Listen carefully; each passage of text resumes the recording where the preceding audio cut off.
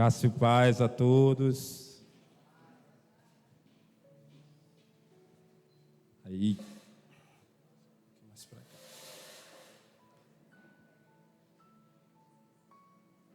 Boa noite. Eu não olhei para trás, mas temos visitantes nessa noite. Tem alguém? Então, já que não temos, para quem não me conhece, eu sou o Fabrício, mais conhecido como esposo da Mayra, pai da Emanuele, pai do Lion, e quem sabe, brevemente, pai de mais um aí. Está quase chegando no pai de multidões, né, Renato? Renato que se cuide, se ele não fica para trás aí. Pessoal, então, quem está sentindo falta de algumas meninas aí, grande parte do nosso público feminino, né, está em batalha, por que não dizer espiritual, está ali no encontro com Deus, desde amanhã de hoje, né, apesar das encontristas terem ido na parte da tarde, a Mayra e mais outras meninas já estão desde a manhã, fora o tempo que elas estão se preparando para estarem ali, certo? Mas já estão em oração pela libertação, pela transformação de muitas mulheres durante esse final de semana. Você que era para estar lá e não foi, perdeu essa oportunidade, eu creio que vai ter outras, e da próxima vez que essa oportunidade se apresentar, não perca tempo em nome de Jesus. Diga amém aí no seu lugar. Feche seus olhos, quero orar com você mais uma vez. Queria pedir que você ficasse de pé nessa noite. Coloque a mão no seu coração. E faça essa oração sincera comigo essa noite. Pai querido, mais uma vez nós te agradecemos por estarmos na tua presença. E se há uma coisa que nós temos convicção nessa noite, é de que cada um de nós aqui está na sua presença, Senhor. Nós não viemos aqui simplesmente para ver nossos amigos, nós viemos aqui simplesmente para cumprir o nosso papel de estar em comunhão com os nossos irmãos, Pai. Mas nós viemos principalmente para te cultuar, Pai. E como parte desse culto, Pai, nessa noite nós precisamos que o Senhor fale conosco, nós precisamos ser impactados pela Tua palavra, Pai. Nós precisamos que essa palavra de fato chegue ao nosso coração, Pai. E quando nós falamos coração, nós queremos, numa figura de linguagem, Senhor, porque nós queremos mudar o nosso entendimento, Pai, para estar de acordo com o que a Tua palavra diz, Pai.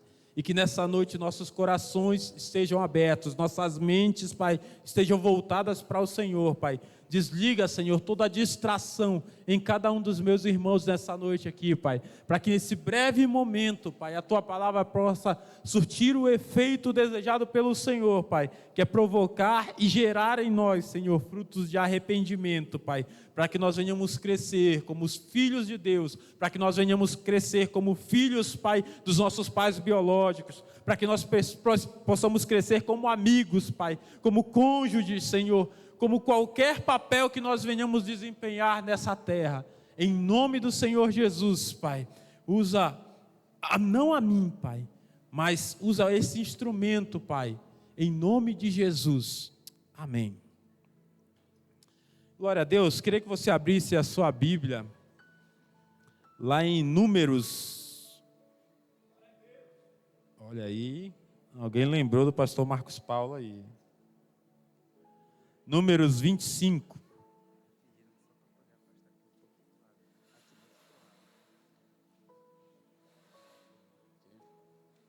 Beleza. Números 25. Vai contar uma história tremenda para cada um de nós. Quem achou, dê um glória a Deus bem forte aí. Aleluia, então vamos ler. Diz assim: enquanto Israel se demorava em Sitim, o povo se entregou à prostituição. Diga, está amarrado. Diga, misericórdia. Com as filhas de Moabe. Estas convidaram o povo aos sacrifícios dos seus deuses. O povo comia e se prostrava diante deles. Juntando-se Israel a Baal-Peor, a ira do Senhor se acendeu contra Israel. Disse o Senhor a Moisés: toma todos os chefes do povo e enforca-os ao Senhor, ao ar livre, e ao ardor da ira do Senhor se retirará, e o ardor da ira do Senhor se retirará de Israel. Assim Moisés disse aos juízes de Israel: cada um mate aquele dos seus homens que aderiram a Baal-peor. Então um homem dos filhos de Israel veio e trouxe a seus irmãos uma midianita perante os olhos de Moisés, e toda a comunidade dos filhos de Israel, enquanto eles choravam diante da tenda da congregação. Vendo isso, Finéias, diga Finéias, filho de Eleazar, filho de Arão, o sacerdote, levantou-se, tomou uma lança, seguiu o israelita até a tenda e lá transpassou-os pela barriga, o homem israelita e a mulher, e cessou a praga que feria os filhos de Israel. Os que morreram da praga foram 24.000. Diga aí para a pessoa do seu lado aí, Finéias. Agora, uma frase mais longa, diga: falta mais de Finéias em mim e em você. E antes que você faça alguma confusão, esse Finéias aqui nada tem a ver com a história de Ofni e Finéias, tá? Os filhos de Eli, que eram prostitutos, que blasfemaram contra Deus e contra o templo. Esse se trata de outro Finéias. Esse Finéias fez honra ao seu nome, principalmente fez honra a Deus. Mas esse aqui é só mais um ponto na história do povo de Israel. Assim como as nossas vidas, assim como a minha vida, a vida... Está quantos anos, Renato? Está quantos anos? 36. Renato está novinho ainda, mas nessa trajetória dele aí, desses 36 anos, já tem muita história para contar, né? Uma história de altos e baixos, ou é só para cima, Renato? É igual foguete. Altos e baixos. A minha história também. Vou contar um pouquinho dela aqui para vocês, compartilhar alguns momentos aqui, até mesmo alguns pessoais, né, dos que eu posso compartilhar. Mas a minha vida, e creio que a vida de todo mundo aqui. Qual é seu nome aqui, querida? Se eu fosse perguntar um pouquinho da vida da Melissa, se eu fosse transferir essa pergunta para ela, talvez ela também ia dizer, mesmo ela sendo bem mais nova do que o Renato, bem mais nova que eu, ela ia me dizer que a vida dela também é de altos e baixos, né? E se a gente fosse botar um funil assim ainda maior nessa pergunta e transferisse ela só para a nossa vida com Deus, se é que isso é possível, né? Botar parte da nossa vida de lado e chamar algo de só a vida com Deus, se isso fosse possível. Se eu pudesse perguntar para cada um das cerca de 50 pessoas que tem aqui, a sua vida com Deus, a sua trajetória cristã, ela é de altos e baixos, você ia me dizer, quase que 100% de vocês iam dizer que sim. Sabe por quê? A gente até pode ver essa e várias outras histórias de Israel, né, na sua trajetória, antes do Egito, depois do Egito, e por aí vai, e a gente olhar com uma certa indignação. Mas que povo miserável, né? Que povo desgraçado. O Senhor ia lá, fortalecia, renovava a aliança, e eles tornavam a fazer as mesmas coisas, tornavam a colocar novamente outros deuses à frente do Senhor, como foi nesse caso, né, de Baal-peor, e tantos outros aos quais o povo do Senhor se prostrou, blasfemando contra o nome do Senhor. E já está ali na tela o título dessa mensagem, que é ponto de inflexão. Então, aí para os mais cultos, né, antes que você faça um juízo de valor, essa mensagem nada tem a ver com o livro do Flávio Augusto, que tem esse tema também, tá? Então, não se preocupe que eu não vou fazer aqui uma transferência, um resumo ou uma síntese do livro dele. Cadê o N? Nada tem a ver o N com o ponto de inflexão lá, é cálculo diferencial, né? Lá de cálculo diferencial, que o N conhece muito bem na matemática.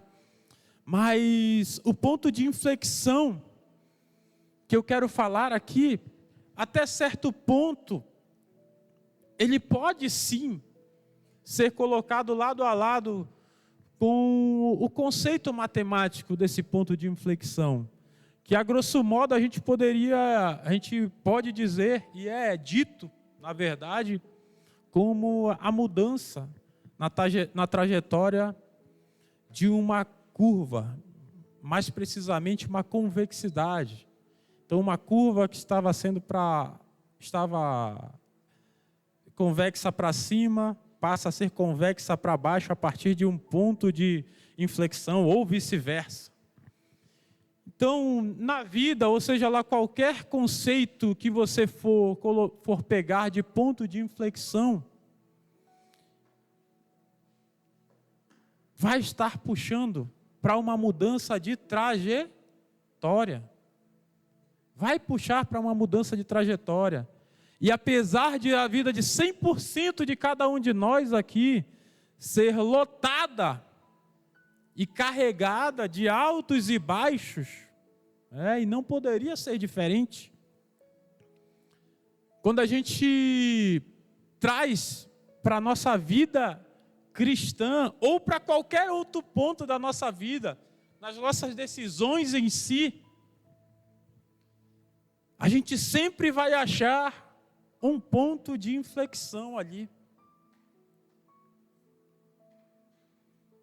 O texto que nós vimos aqui, nós acabamos de ler, ou que eu li, e que a maioria de vocês acompanharam aqui, fala de mais um episódio em que o Senhor mostra a sua misericórdia, o tamanho da sua aliança e o tamanho do seu amor para com o seu povo, sem contar na fidelidade dele. Mas o ponto de inflexão que esse texto traz para a gente ali,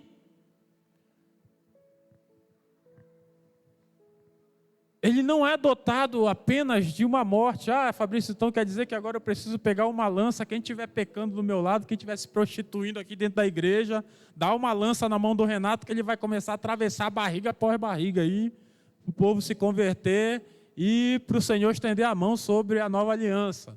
Não, não é disso, e nem nesse tempo ali era. Porque conforme o texto que nós vimos, que nós lemos, o Senhor já tinha mandado Moisés, os juízes e os líderes matarem vários homens. E não sei se você prestou atenção, colocá-los à mostra, para que servissem de exemplo ao povo do que acontecia com aqueles que eram infiéis, com aqueles que não respeitavam ao seu Deus, ao Deus de Israel. Então não foi simplesmente uma morte ali de uma prostituta e de um prostituto que mudou, que fez com que o Senhor cessasse aquela praga ali do povo de Israel.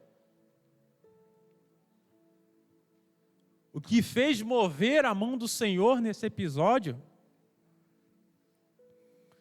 foi uma mudança de atitude. Ou mais precisamente, uma atitude. E se o Senhor se agradou da atitude de Finéias, isso significa que o Senhor estava esperando aquela atitude de alguém, da parte de alguém. Aí você vai dizer, Fabrício, mas os líderes não mandaram matar os juízes, não mataram gente lá, quem estava se prostituindo. Só que uma coisa é Eu dizer, Renato, mata esse prostituto aí. Outra coisa é o que aconteceu no coração de Finéias. A Bíblia diz que ele ardeu em furor. Ele ardeu em furor. Indignado. Uma indignação santa. E ele foi e transpassou aquele casal ali a fio de uma lança. Ou a fio de espada.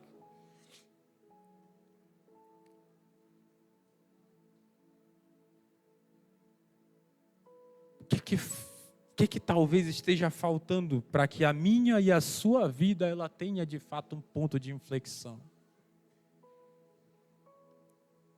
Uma pergunta que eu sempre faço para os meus discípulos e para os meus amigos mais próximos é: cara, você está satisfeito com o cristão que você é?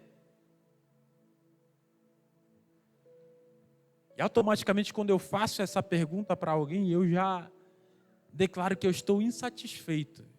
Eu já estou indignado comigo mesmo. Sabe?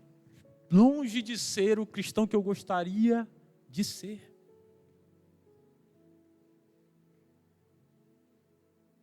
E até certo ponto, isso é bom.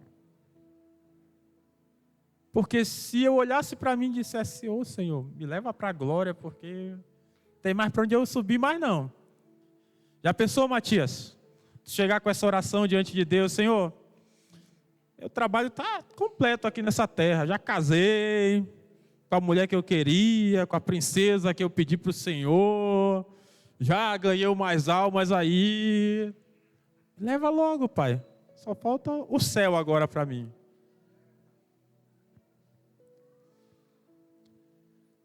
O dia que você, Deus tenha misericórdia, mas o dia que qualquer um de nós, e não estou falando aqui de peixe pequeno não, estou falando de pastor Carlos, pastor Marcos Paulo, pastor Raimundo Donato, o dia que qualquer um de nós, ou qualquer um dos nossos superiores aqui na hierarquia da igreja, fizer essa oração diante de Deus, essa pessoa vai estar falhando miseravelmente. Como costuma se dizer internet afora.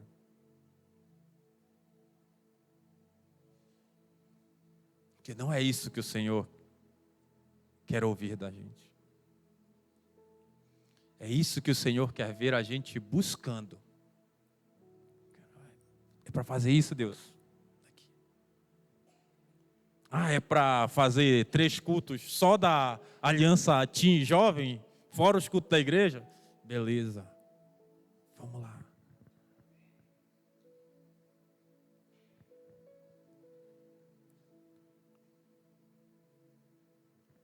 Mas quando eu olho para a minha geração, para a nossa geração, infelizmente, eu vejo muito do povo de Israel em nós. E quando o Senhor fala que nós somos povo escolhido dele, não é exatamente essa semelhança que ele gostaria que nós tivéssemos. Sabe por quê? Por vezes eu me pego num sentimento de ingratidão para com meu Deus. Por vezes eu me pego orando por motivação para o meu Deus. Por vezes eu me pego orando por essa mesma motivação para a minha geração, para a minha célula.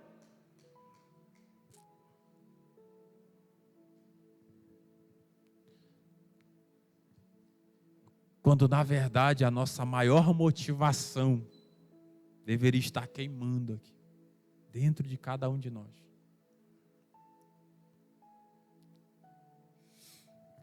Sabe o que eu imagino quando eu vejo a Bíblia falar que Finéias foi com furor ali? É que ele já estava entalado com aquilo há muito tempo. Ele já tinha visto muito... Eu ia falar uma besteira. Ele já tinha visto muita besteira ao longo da vida dele ali. E Finéias era jovem, tá? Detalhe. Era um jovem como eu e você. Ele já tinha visto muita besteira ao longo dessa trajetória dele. E aquilo já estava ali, ó, como a gente costuma falar, entalado na garganta dele.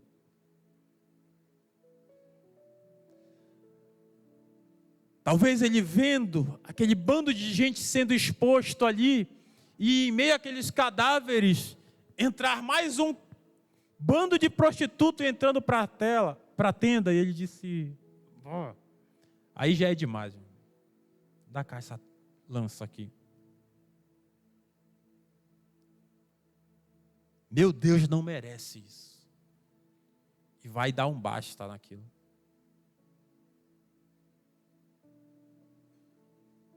Vai dar um basta naquilo.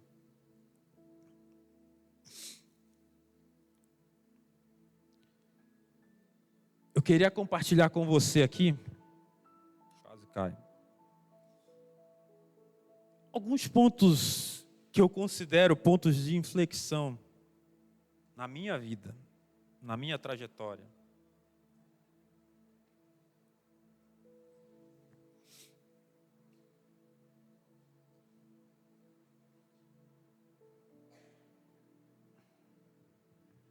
Um desses primeiros pontos foi...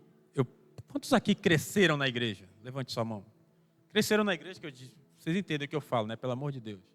Desde criança, desde que você se entende por gente, você frequenta a igreja, você foi batizado, você... Faz sinal aí rapidinho, só para eu ter uma noção. Acho que um pouco mais da metade, né? Fora os que não levantaram a mão.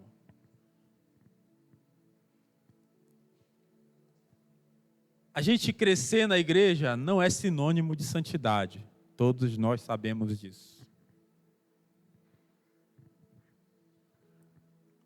E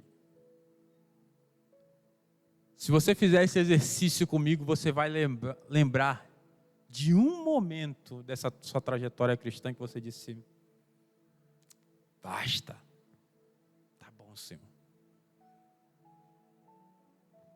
E o meu foi, mais especificamente, há 22 anos atrás, 23 anos atrás, mais ou menos. Numa chamada conferência de adoradores, lá em Belém, no ginásio da UEPA, ao lado do bosque, era o ministério Filhos do Homem.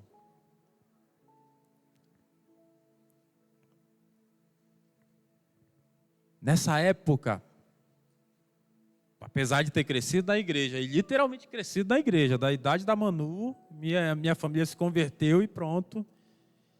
E daí eu já estava dentro de uma igreja e sempre gostei dessa brincadeira aqui.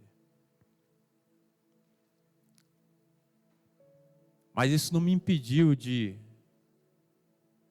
lá na adolescência, nos famosos 14, 15 anos em diante,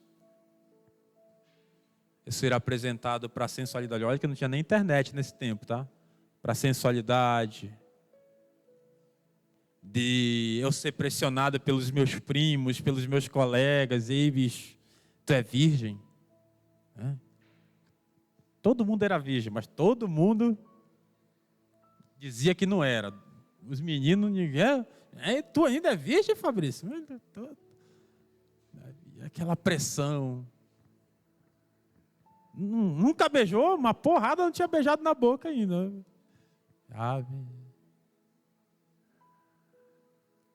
E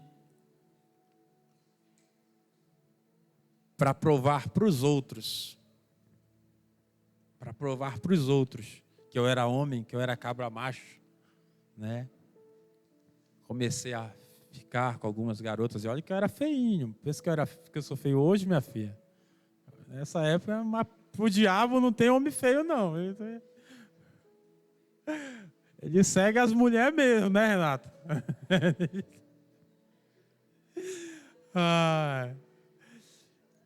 E praticando o que era extremamente desagradável aos olhos do Senhor, eu fui para essa conferência. E sabe uma coisa que eu posso dizer para você? de boca cheia. Se você realmente já conheceu a Deus, não perca tempo no mundo, não perca tempo se prostituindo, não perca tempo se rendendo aos prazeres mundanos. Você nunca vai ser feliz lá. Nem no momento que tu julga que vai ser mais prazeroso. Meu amigo, se você já foi lavado ali com o sangue do Cordeiro, pelo sangue, como nosso pastor pregou há alguns dias atrás, aquilo ali vai te dar muito mais desprazer e angústia do que qualquer outra coisa. E ali eu lembro até hoje, é algo que eu sempre transmito para os meus discípulos.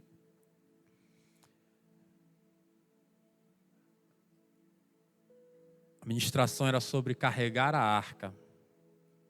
E até então eu tinha a visão distorcida dessa temática que muita gente tem, né? Que os levitas são é o Tiago, é o Jordi, é o Gabriel, é quem toca no altar, né? Eu tinha essa visão distorcida e ali eu aprendi que levita é todo aquele que serve na casa do Senhor. Foi a primeira vez que eu ouvi isso, foi há 23 anos atrás. Quem está lá na recepção está servindo no templo, ele está fazendo um serviço levítico. Quem vem limpar o chão da igreja, quem vem limpar os banheiros da igreja, está fazendo um serviço levítico, ele está servindo no templo do Senhor. Qualquer um que faz parte do ministério de staff ali liderado pelo Vitor, ele está servindo no templo, ele é um levita.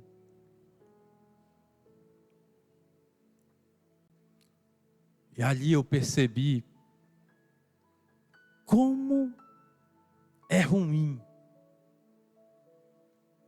você desempenhar um serviço levítico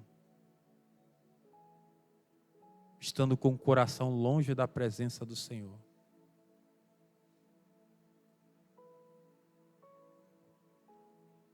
E aquilo ali me consumiu de uma maneira que passaram-se mais de 2 semanas daquela conferência. Todas as vezes que eu acordava, parecia que eu ainda estava dentro daquela conferência. E eu caía em prantos, dizendo: Senhor, por que eu fiz isso com o teu altar? Senhor, por que eu fiz isso? Senhor, o Senhor me chamou desde tão cedo. O Senhor me presenteou com tantos dons. O Senhor me deu tantas experiências com o Senhor.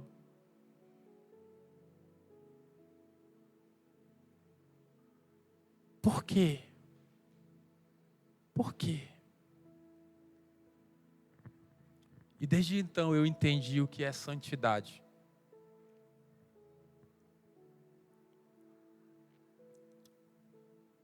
Desde então eu entendi o valor que existe nessa santidade.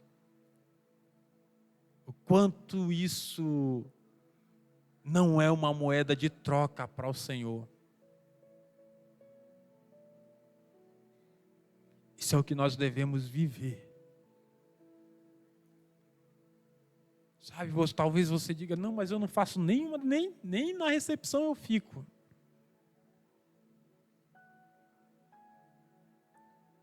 Mas já viva em santidade desde então. Já viva em santidade desde então. Porque uma hora o Senhor vai te chamar para algo específico. Ele já te chamou para Ele.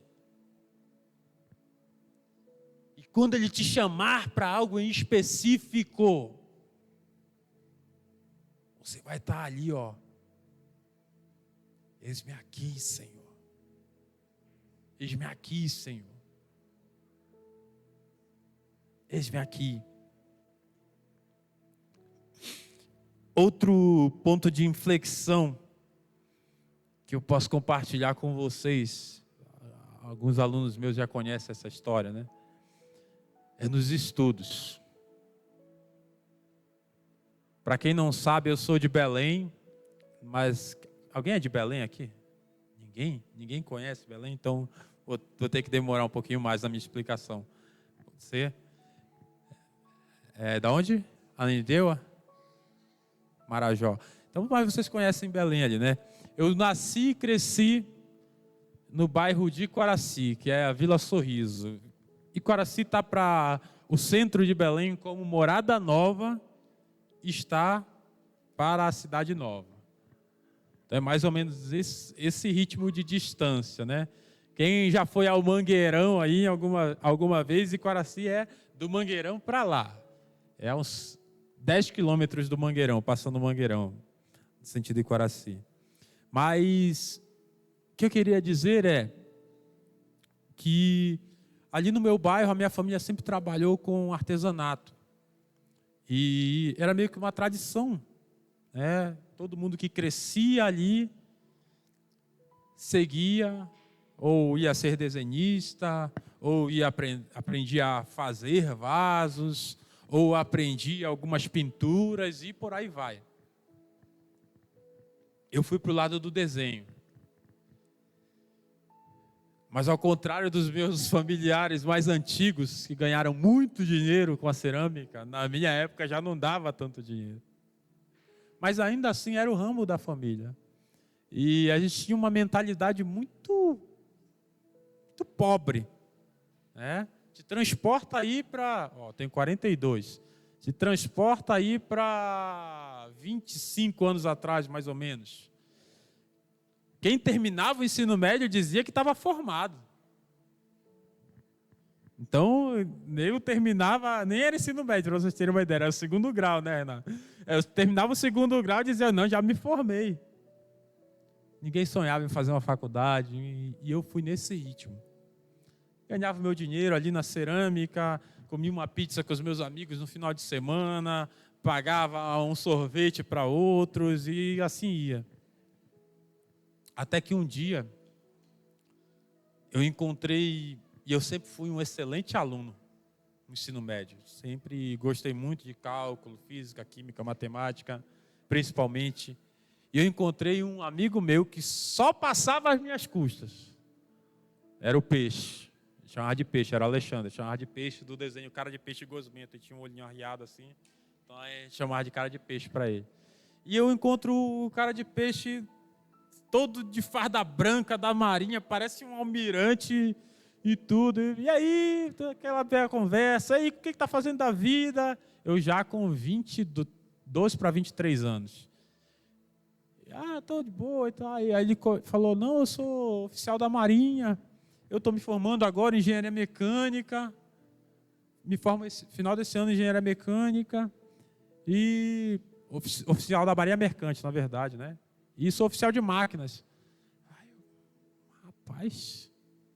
E tu? Eu não lembro qual foi a mentira que eu contei na hora, mas de tanta vergonha eu inventei que eu fazia alguma coisa da minha vida lá. E desde então eu fui para casa pensativo, extremamente pensativo. Dizendo, cara, esse cara não sabia nada, ele é burrão. Como que esse cara vai ser engenheiro agora e tudo? E eu comecei a perceber que o meu potencial tinha sido jogado fora por pura falta de confiança. Porque eu imaginava que para eu entrar numa faculdade, para eu passar no vestibular da época, eu tinha que fazer um cursinho de qualquer forma. E aí um amigo meu que fazia a escola técnica, que é o Wallace, dos meus melhores amigos até hoje, ele trouxe um papelzinho, ele fazia técnico em design, era Cefet na época ainda. E aí trouxe um papel, ei cara, vai ter inscrição, puta, é bom pra caramba, escreve aí. Eu disse, qual é o curso que tem mais matemática aí? Ele, eletrotécnica, técnica de edificações, técnica de mineração, tudo, telecom, tudo tem matemática. Qual é que tem mais matemática? Eletrotécnica. Não quero tomar choque. Então faz mecânica. Eu fui fazer um curso técnico em mecânica. E, resumindo, eu passei em 4º lugar nesse processo seletivo. Quando eu chego no primeiro dia de aula, aquela velha apresentação que eu constranjo bastante os meus alunos até hoje, nisso, E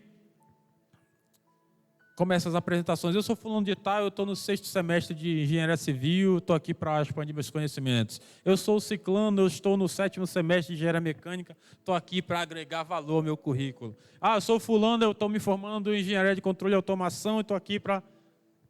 E só eu de abestado ali no meio da história. E os caras, como tinham visto a maioria das disciplinas ali, eles saíam bem, e eu fumaçando a cabeça para passar nas disciplinas, até que chegou uma disciplina que chamava Metalurgia da Soldagem. Lembro até hoje. Que a maioria deles ainda não tinham visto na cadeira da faculdade. E aí, quando eu vi aqueles caras em desespero nessa disciplina, eu disse, é aqui que eu me consagro. E comecei, igual um tarado, estudando e tudo, virando noite. Quando chega no dia da prova, o professor Abreu, um dos melhores professores que eu tive até hoje, entregou. Eu comecei a rir da prova, não sabia se eu ria, se eu fazia a prova. E rapidinho, as perguntas dele é que eu me baseio até hoje, né? Cite, explique, exemplifique, né? E quando deu 15 minutos, entreguei a prova para ele, ele rindo da minha cara, aquele sorriso maroto de professor sacana, né? E cara, eu entreguei. Quando ele viu que a prova estava toda respondida, ele, como é teu nome mesmo? Fiz igual o Exterminador do Futuro, Fabrício. Aí, saí, no dia de entregar a prova, começou a distribuir lá. Fulano, tá no ronco do porco. 0, fulano, ciclano, entregou a minha. Cadê o Fabrício? E a última prova que ele entregou, parabéns. Eu sentei, eu já sou boçal por natureza, né? Nesse dia eu estava mais boçal ainda, eu sentei, parece um pavão. Quase botando assim na transparência a prova para os outros verem. Resultado. Fechei a prova. E aí minha confiança, a minha boçalidade, tudo de ruim, tudo de bom que tinha em mim foi lá para o alto. E naquele momento, eu contei toda essa história para dizer que naquele momento eu comecei a confiar em mim novamente como estudante. Eu comecei a perceber que nenhum daqueles caras ali era melhor do que eu. Que se tinha alguém melhor do que alguém ali, esse alguém era eu. E daí em diante, nesse mesmo ano, fiz os vestibulares, passei nos vestibulares que eu fiz. E aí me deu o luxo de escolher aonde eu ia fazer minha faculdade.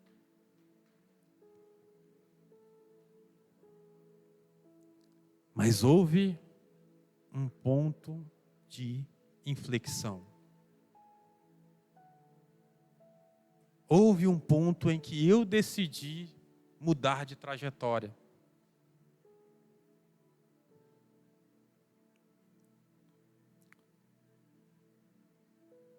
Sabe, já faz algum tempo, mas eu lembro do desespero, e esse é outro ponto que eu quero falar aqui. Se preocupe, está cedo ainda.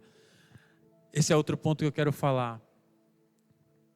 Na idade de vocês, eu era tão desesperado quanto cada um de vocês pensando, até aquele que nega, eu era dos que negava. Não pense em namorar não, não pense em casar não. Todo dia eu pensava, Senhor, onde estará minha esposa? Senhor, todo dia eu pensava nisso. Será que eu vou morrer eunuco, Deus? Prepara essa mulher para mim, Senhor. Chorava, mas chorava forte. Deus do céu, tem misericórdia de mim, Senhor. Fazia aquelas orações sem vergonha, né? Deus, estou aqui dedicado na tua obra, ganhando almas para ti. Quando é que eu vou sorrir? A sorte vai sorrir para mim. Claro que não era, mas era nesse sentido a oração. Até que, em um determinado momento, eu comecei a, de fato, entender aquela parte que diz na Bíblia que se eu priorizar o reino de Deus, as outras coisas vão ser acrescentadas para mim. Sabe, eu entendo você adolescente, eu entendo você jovem que está aqui, que ainda não chegou nesse ponto de maturidade. E é perfeitamente normal. Sabe qual é o problema disso? É que apesar de ser normal, o que Deus quer de mim, de você, é que nós não cedamos. Que nós não venhamos ceder ao que esse mundo diz para cada um de nós.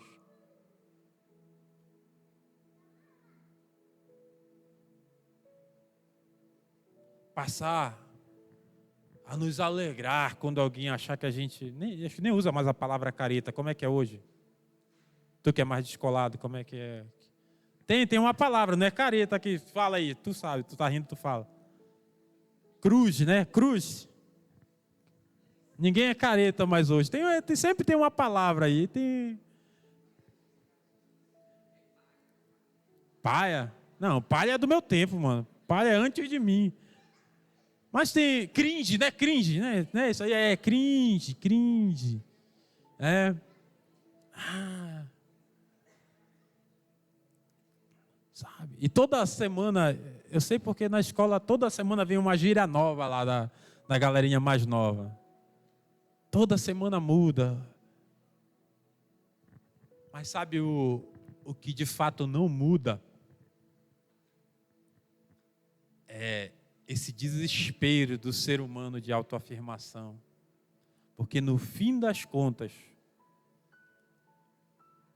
a maioria dos nossos jovens não está preparado psicologicamente, não tem estabilidade financeira alguma e principalmente não está alicerçado em Deus ao ponto de gerar uma família, ao ponto de dar conta de uma família.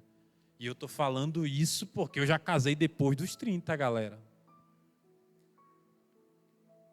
E num ponto em que eu converso muito com o pastor Carlos, nesse sentido, ele fez essa oração também, ele estava assim, Senhor, se o Senhor quiser que eu seja eunuco, não tem problema nenhum. Então eu estava já tão desencanado dessa parte, que eu dizia, Senhor, faz a tua vontade. E quando eu falava, faz a tua vontade, no sentido de não casar mais, eu pensava mesmo em Paulo e eu fazia essa oração sincera. Celibato geral. Tanto que, isso é tanto verdade, que olha só como é que foi a história para eu casar com a Mayra. Eu era o líder dos jovens lá da igreja, então eu morava nesse bairro afastado e a nossa igreja era em outro bairro. E a Mayra era tipo assim, a igreja era aqui num bairro, o bairro da Mayra era lá para Conchichina, e o meu era lá no outro lado da cidade. Só que a gente pegava no mesmo ponto de ônibus. E aí um belo dia, a gente foi conversando para a parada, e eu peguei, meu ônibus passou primeiro, isso já era mais 11 e pouco da noite. Quando eu passei na roleta do ônibus, que eu olhei a Mayra sozinha na parada de ônibus, e era um bairro perigoso. E eu, caramba, fiz besteira. Era para eu ter esperado ela pegar o ônibus dela e depois eu pegava o meu. E aí quando eu cheguei, já liguei, a partir da semana que vem eu vou te deixar em casa. E aí nessa história fui levando e conversando. Passaram-se alguns meses, a gente gerou uma amizade a partir daí. E numa conversa, no discipulado dela lá, com os pastores, ela não lembro exatamente em que ponto ela falou, uma amizade muito boa com o Fabrício. E eu era discípulo do pastor, né? O Fabrício nunca me falou dessa amizade. E ele era doido para me casar. Meu pastor era doido, não aguentava mais me ver solteiro, não aguentava mais.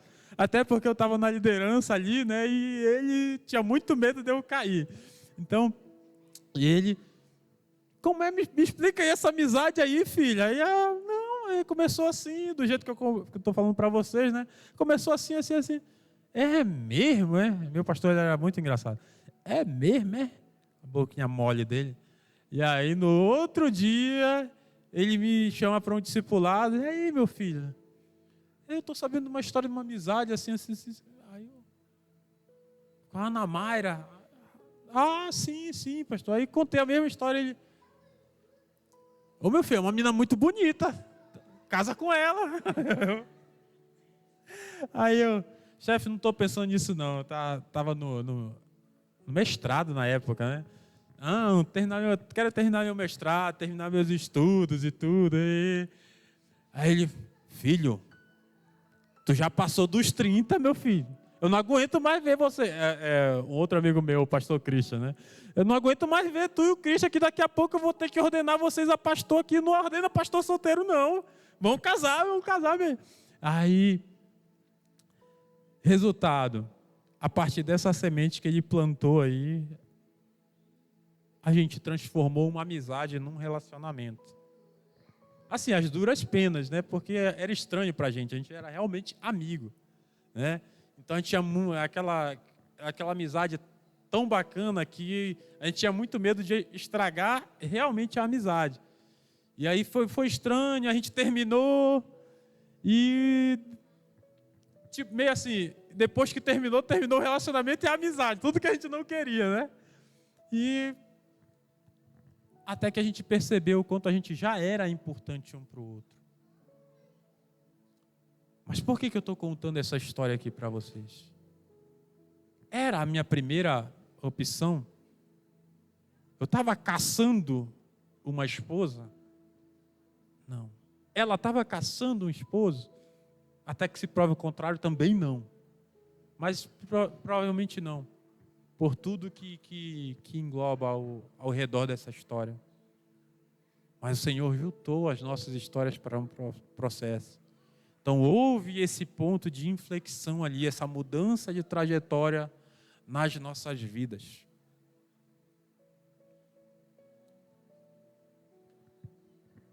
Então, um dos recados que eu tenho para você nessa noite aqui, você casado já sabe o que é uma vida de casado, já sabe das responsabilidades, já sabe as benesses e as responsabilidades que carrega. Mas você que é solteiro, que está aí desesperado para essa mudança de trajetória acontecer na sua vida, se prepare para isso. E quando a gente fala se prepare para isso, não é começando a se amassar com o primeiro menino ou a primeira menina da igreja. É se preparar espiritualmente, se preparar financeiramente, se preparar principalmente, psicologicamente, pessoal. Senão você vai entrar para aquela estatística dos divórcios desse nosso país. Porque não é fácil.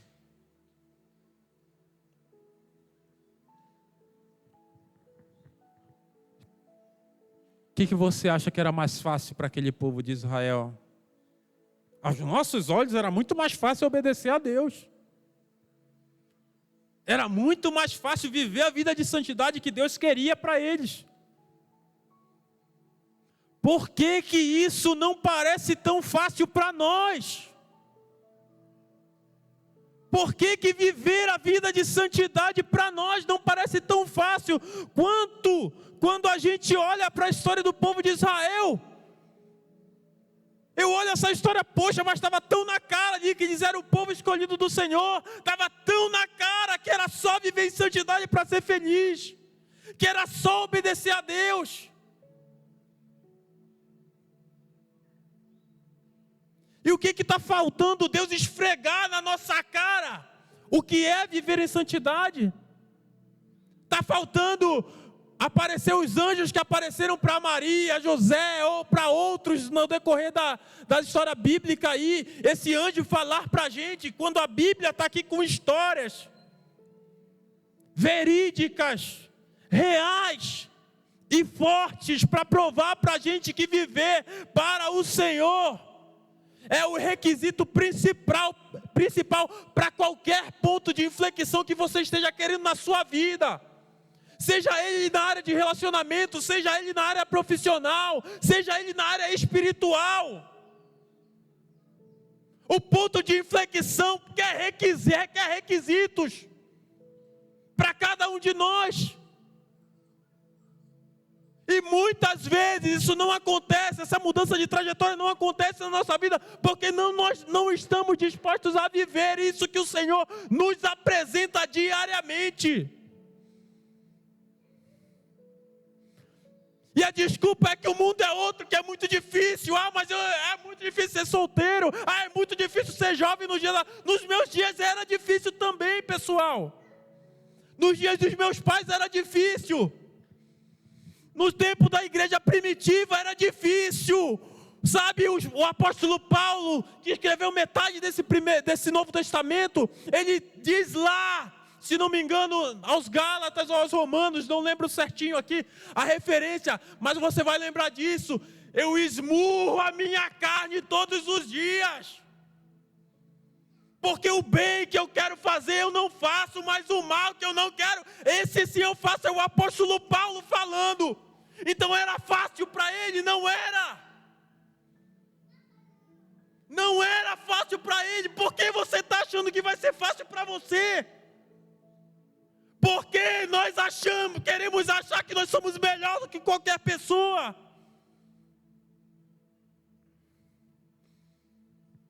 Todo mundo quer mudança. Todo mundo quer mudar a trajetória da sua vida, mas não quer pagar o preço.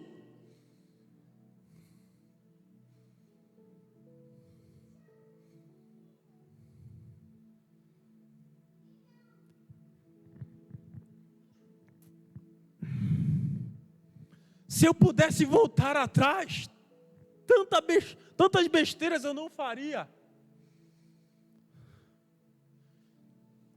Mas sabe, a partir do momento em que eu decidi viver em santidade, eu disse, sozinho eu não vou conseguir.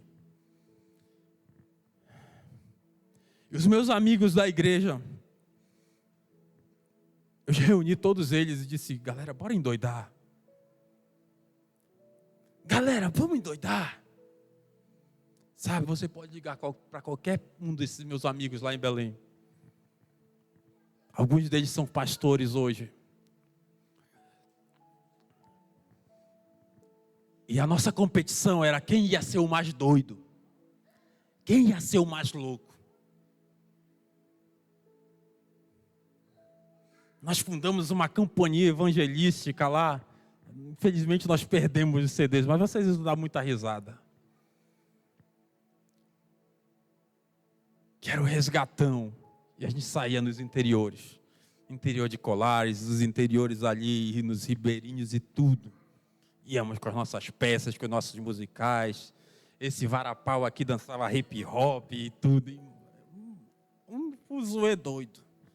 Sabe por quê? Porque a gente decidiu. Cara, vamos ser doidos da maneira certa.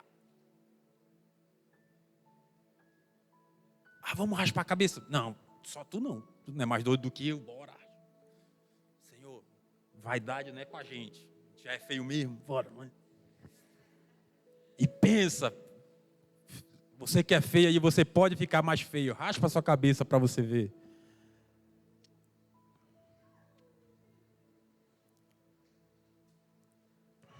Sabe qual era o nome daquela prostituta que entrou no arraial de Israel?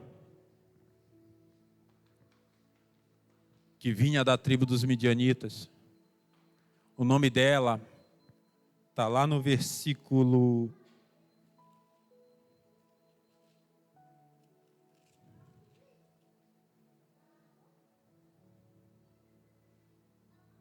14. O nome do israelita que foi morto com a midianita era Zinri, filho de Salu, líder de uma família simeonita. O nome da mulher midianita era Cosbi.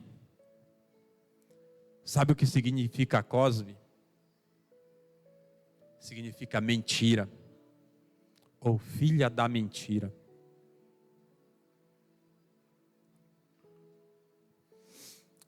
E é com essas mentiras lá do passado que Satanás penetra no nosso meio ainda hoje. Sabe? Dizendo para você que viver em santidade não é para você. Dizendo para você que a história que eu estou contando aqui não é bem assim. Dizendo para você que a Bíblia é um conto de fadas apenas.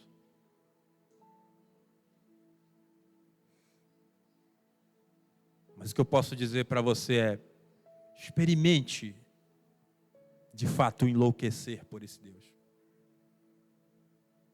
Experimente se entregar totalmente para Ele. E depois você me conta o que aconteceu.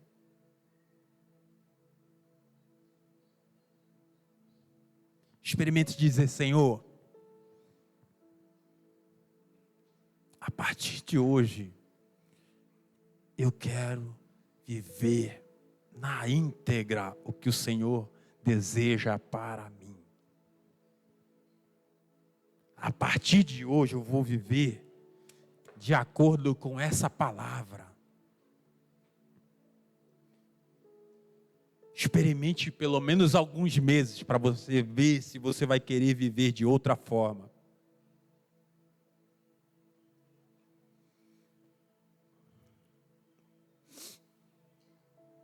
Infelizmente, assim como Finéias,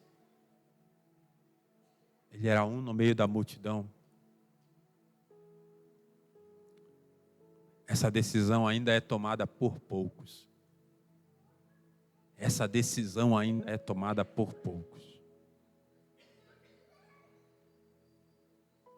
Quero te convidar a ficar de pé nesse momento.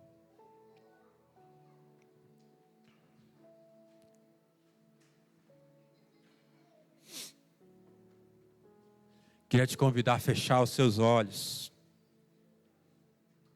e perguntar a você mesmo. Esqueça a pessoa que está do seu lado. Pergunte a você mesmo: o que está faltando para que haja um ponto de inflexão na sua vida? O que está faltando para mudar essa trajetória? Você acha que está faltando mais de Deus ou mais da parte de Deus ou mais da sua parte?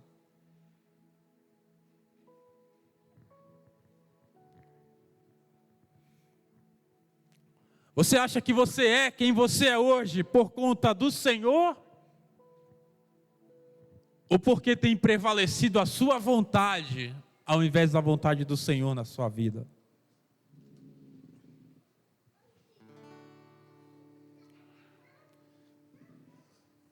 Eu sinceramente não queria que você esperasse tocar uma música para você começar a sua oração.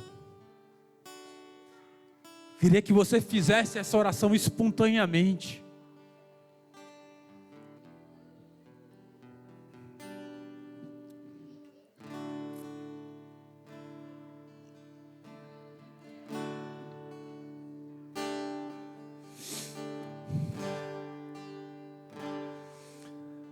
Sabe, como eu falei lá no início, Finéias é um nome conhecido na Bíblia por muitos, por conta de um Finéias que era filho de sacerdote, que era consagrado a sacerdote, e que tinha tudo para despontar na presença do Senhor, que tinha tudo para viver uma vida agradável aos olhos do Senhor.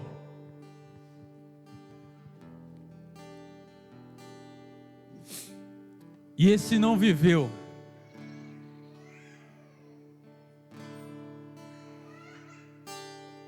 Mas o nome Finéias também é lembrado por esse que nós contamos a história aqui.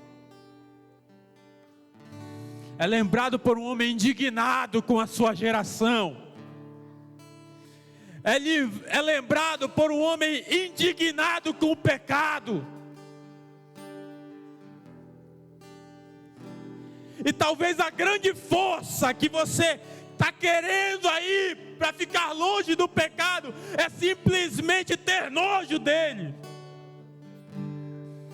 Enquanto o pecado for agradável aos seus olhos, enquanto ele for prazeroso, realmente vai ser difícil.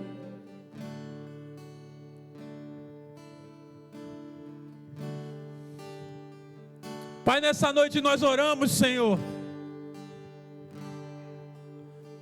por uma mudança de trajetória, Pai. Por uma mudança de trajetória, Pai. E eu não sei por qual área especificamente os teus filhos pedem nessa noite. Eu não sei qual das áreas da vida dos teus filhos, Pai, mais os incomoda nessa noite. Mas o Senhor sabe. O Senhor sabe, Deus. Então, diante do Senhor, nós te pedimos mais uma vez, Espírito Santo de Deus, vem nos capacitar. Mas acima de tudo, acima dessa capacitação, encontre em nós, Senhor, homens, mulheres, meninos e meninas, moças e rapazes que vivem em santidade, que tem o principal requisito em si para uma mudança de trajetória, para gerar um ponto de inflexão, Senhor.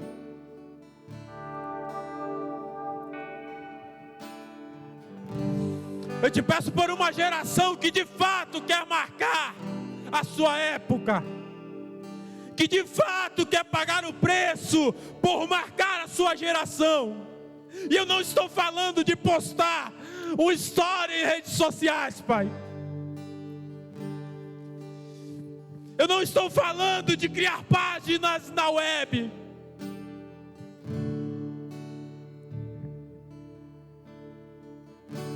Eu estou falando de vidas transformadas, Senhor. Eu estou falando de busca incessante por santidade, de busca incessante por mais e mais do Senhor.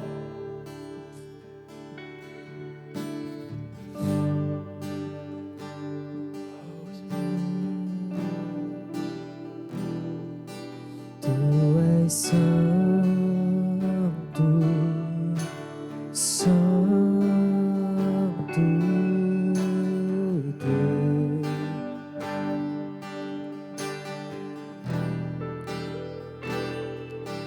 Tu és santo, santo.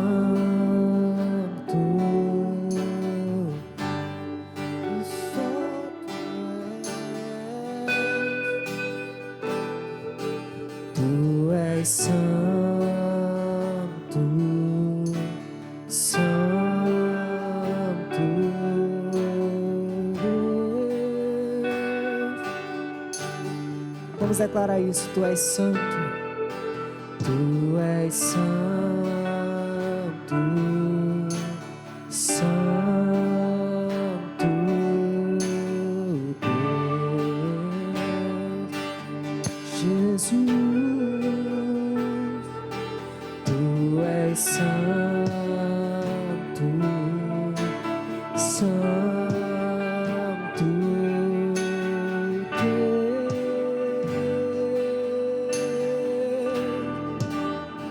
Eu preciso ter a tua santidade. Eu em mim,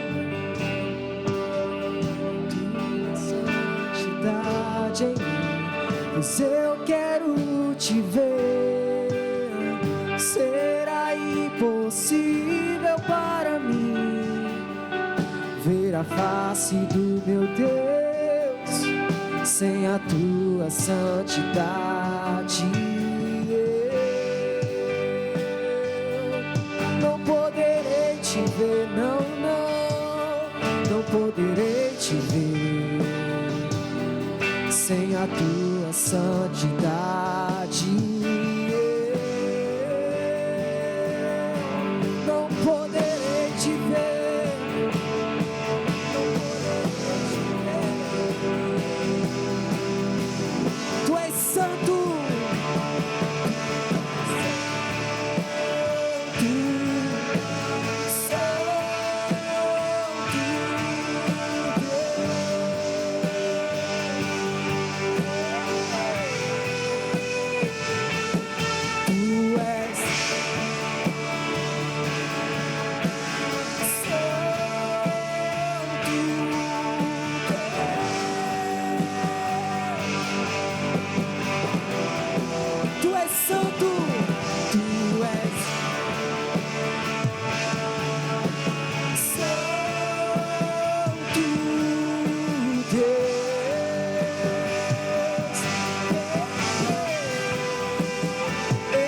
preciso ter a tua santidade.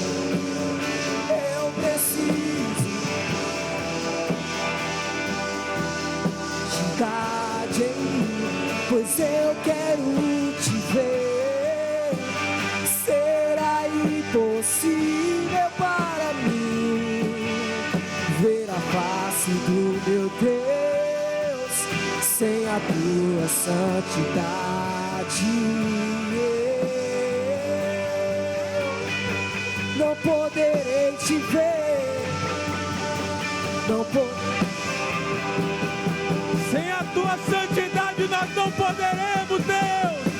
Sem a tua santidade nós não iremos a lugar algum. Sem a sua santidade nós não somos absolutamente nada.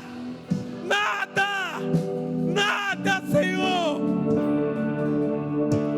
Sem a sua santidade nós não passamos de trapos da imundícia para sermos pisados por esse mundo, para sermos achincalhados por Satanás.